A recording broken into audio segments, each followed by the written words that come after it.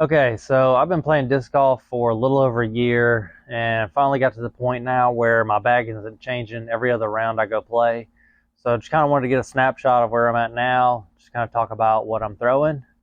So I'll just go ahead and start with putters. Got three up top here.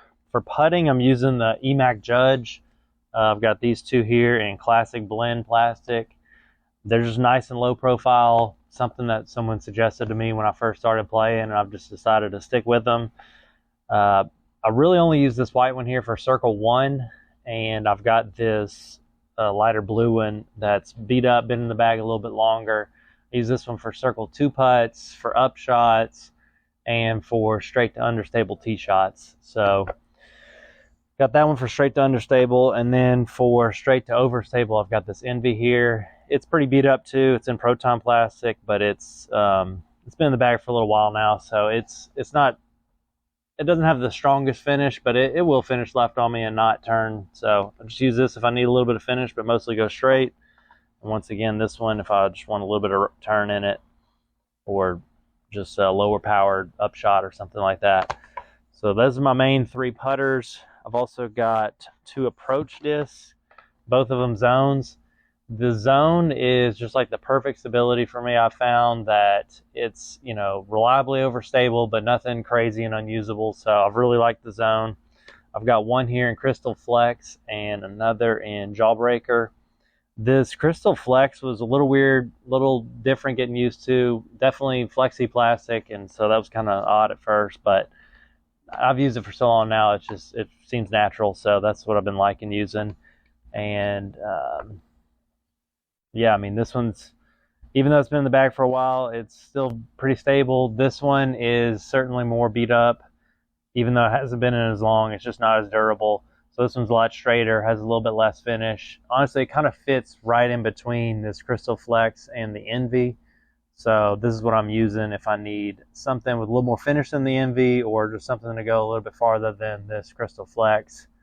Mostly using this one on forehands, although I will use it on backhands. This one's pretty much only backhand. I'll use it occasionally if I really want a straight upshot, but most of the time, if I've got a forehand approach, I'm turning to this Crystal Flex. So yeah, so those are my putters, just those five there. For mid ranges, got four mids in the bag currently. Got really flippy, slightly understable, just stable, and then overstable. So the really flippy one is this Neutron Uplink. This one's like borderline too flippy, but I've used this disc a lot and I really feel comfortable with, how hard to throw it and what angle to put it on. So getting used to a disc like this has been a really good tool to have in the bag. Just having that option for something that if I need a forehand tee shot, but it doesn't set up as well for the forehand, like if there's something blocked off on the right side of the fairway, but I still need a shot to end right, this is a good option for that. Or just uphill shots, or stepping out like a patent pending type shot. So this is really versatile disc, and learning something like this has just been really good to have. More stable than that is this Champion Mako 3. This one's probably one of the first discs I ever bought, so I've had this one for a while. It's, pretty straight flyer, doesn't really have much finish left at all, and if I'm really getting after it, it's going to just pretty much ride right the whole way. So I'll use this for, just straight to understable shots, or if I just want to power down a little bit, just need something to go a little bit farther than a putter, it's just, pretty straight disc for that. And if I need a little bit of left finish, or just want to get something out a little bit farther than those, I'll turn to this Rock 3 here. I originally got this one to be an overstable mid-range, and that is what it was at first.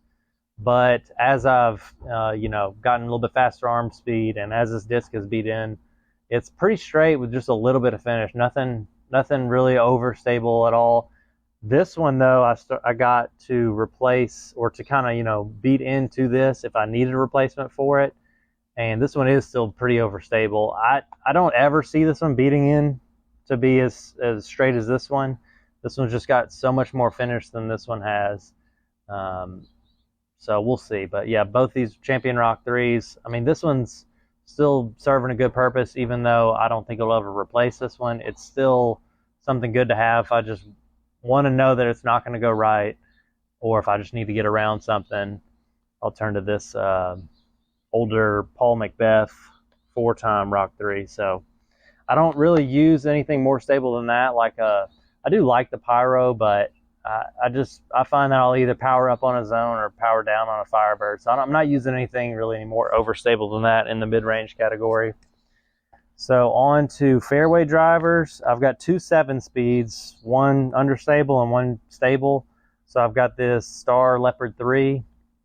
This one is just a great, turnover disc that doesn't burn over. I can get it going right, but it's always going to kind of come out at the end, either finish straight or, depending on how much height I give it, maybe even come back left a little bit at the end. So this is just a really good workable disc. I've been liking that.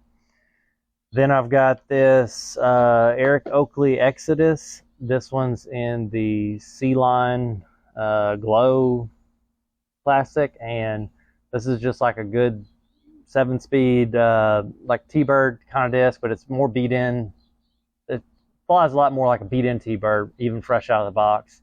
So this one's a lot more usable than an overstable T-Bird. I did have a T-Bird that was pretty beat in, perfectly like in between these two discs, but I found that I just wanted something a little less stable than it and something a little more stable in it. So that's how I ended up with these two here. And these work pretty well as a pair. And then on the 9 speeds, this is where I've got the most overlap and probably need to figure some things out, but this is what I've got now. So the most understable is this Champion Sidewinder. It's, I've definitely thrown it how I want to and gotten a lot of great flight out of it, but with understable discs, you just gotta, I feel like I have to spend a lot of time with them to figure out exactly how hard to throw them and what angles to put them on to get them to do what I expect every single time. I've been successful with it occasionally, but just not consistently. So, it's an understable disc. It's probably not as understable as the -3 turn would indicate. It's probably closer to like a -2. Maybe even a -1, but I don't know. So I'll probably just need a little more time with this, but if I need an understable distance shot, this is what I'll turn to. So if I had to get one disc out of the bag, this would probably be the first to go, is the Sidewinder. But probably not leaving the bag anytime soon is the Escape. This is just a great easy distance driver. So, I can definitely get a distance driver to go farther than this, but distance driver is going to have a lot more left to right movement in it. This one, it still has some movement, but just not as much, and I can get it to go almost as far. So if I need just some easy distance, I'll turn to this Escape. I can either hyzer flip it and it'll just go and go and go and go and then have a soft finish, or if I throw it flat, I'll get some turn and it'll always come back. So yeah, this is just really fun disc. If you haven't tried an Escape, or if you can't, throw like 400 feet or something, I would definitely recommend trying this, because it's just going to be, you could basically use this as a distance driver. So that's what I like using. And then a tick up in stability from that is this Dynasty. This one probably has the most overlap in the bag with that Escape. It's definitely more stable, but not a whole lot more. I do like forehanding this one more than that Escape, because it will hold up to that torque a little bit better, but all in all, it's pretty similar. Maybe if I even beat this one up a bit, it could replace that Escape, but I'm kind of attached to that Escape, so we'll see. But yeah, if I need something a little more finished than that, or if I just kind of nervous about going a little bit right, I'll turn to this instead of that Escape. The next up is the Star Thunderbird. This one is not as overstable as I thought, actually, when I first got it, but it definitely has finish to it, so it's been pretty good disc. It's probably the newest in the bag, so I haven't spent a whole lot of time with it, but it's, if I've got a headwind, that's the main reason I got this, is because I wouldn't really throw this Dynasty or the Escape in a headwind, so I've got this one more so for that. But this is also good for forehands too, if I want something to go a little bit farther than a Firebird. So Thunderbird's great. And then next up is this Firebird here. This is Nate Sexton 2021, and I got this one because I had a beat up Champion Firebird, but it was like really dark color. It was like always hard to find in the fairway whenever I throw it. So I got tired of looking for it all the time. And I didn't want to spend the time beating in another Champion Firebird. So I got this Color Glow one, and it flies exactly like that one did. So people always say that these fly like a beat-in one. It's going to get more carry and probably not as dumpy or skippy of a finish, but still reliably finish. So I've really liked it for that. Can't go wrong with Firebird. Then last up for distance drivers, I've just got 3 Wraiths, and basically this one, the Star Wraith here, it's been in the bag the longest. It's the most beat up, so it's the most understable. I'll definitely get it to flip up and ride right and then still come back. So this has probably got the longest distance potential. I've actually thrown this one. It's a little bit more stable, farther than that one, just because I think I've hit it better a few times. Sometimes it's just a matter of how well you execute that particular shot and not necessarily just the disc itself. But yeah, this is just another Star Wraith, a little bit more stable than the other ones because it's not as beat up. And then the last Wraith in the bag is this Halo Wraith. Primarily uses for forehands if I need something to go farther than that Firebird. It just carries a little bit farther, but still has a nice dependable finish, noticeably more overstable than these other 2 Star Wraiths. So I'd probably use this for headwind if I needed a distance shot too. I'd turn to this, but most of the time just using it for forehands. And yeah, that's it. So definitely, like I said, I got to figure out some of that stuff, especially in the 9-speed slot. So if you have any suggestions about maybe what I should take out of the bag or what I should swap in for it, or just any questions or comments about it, feel free to let me know. Other than that, thanks for watching.